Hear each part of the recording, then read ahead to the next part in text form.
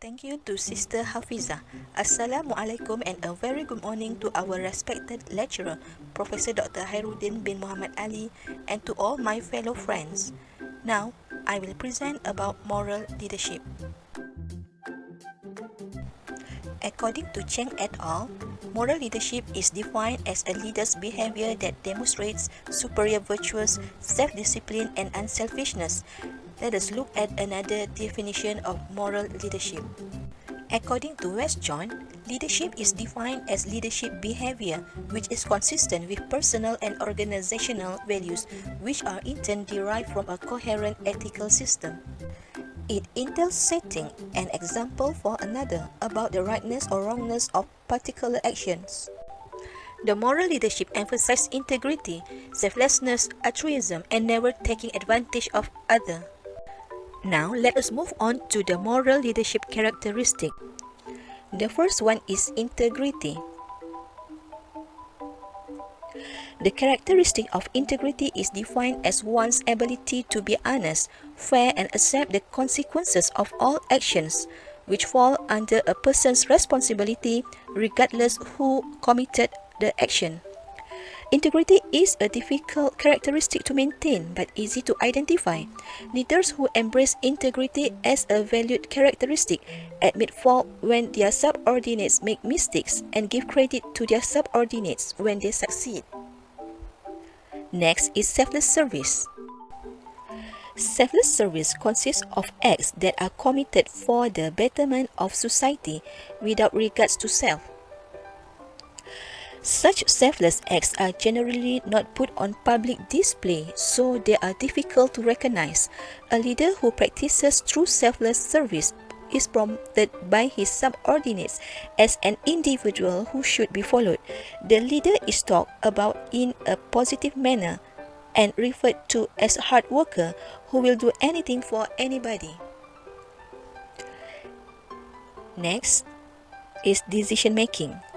A strong leader of moral character is able to make decisions and accept the consequences of those decisions. Too often, a leader makes decisions but is quick to find fault in others when the consequences of his decision result in a negative outcome. Correlating to integrity, decision-making requires that a leader look at all situations honestly and with an unbiased point of view when making decisions involving people. A leader of moral character is just and consistent when considering what actions must be taken. This is especially true when considering disciplinary actions. Next is personal values. A leader of moral character has personal values that she will not compromise. These are simple things that make the person who she is today. A good leader presents these values to others through her daily interactions and holds true to these values in all situations, not just when she is in front of an audience. Personal values, which can consist of relationship, commitment to parenthood, or education, vary according to the individual. Now, let us move on to the moral leadership model.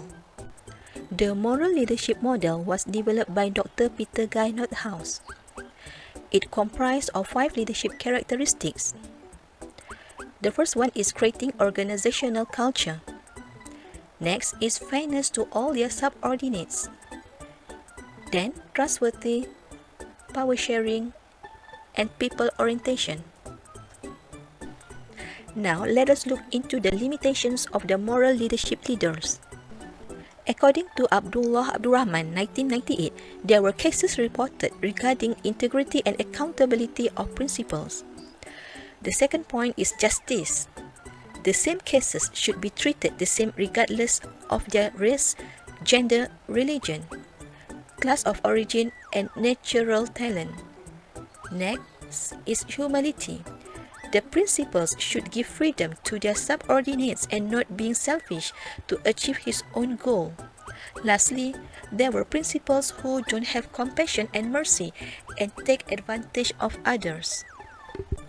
Now, let us look on how the moral leadership implemented in Malaysian schools. Every principal has their own personality, style, and approach to accomplish the school-specific vision. and goals that is in line with the national philosophy of education.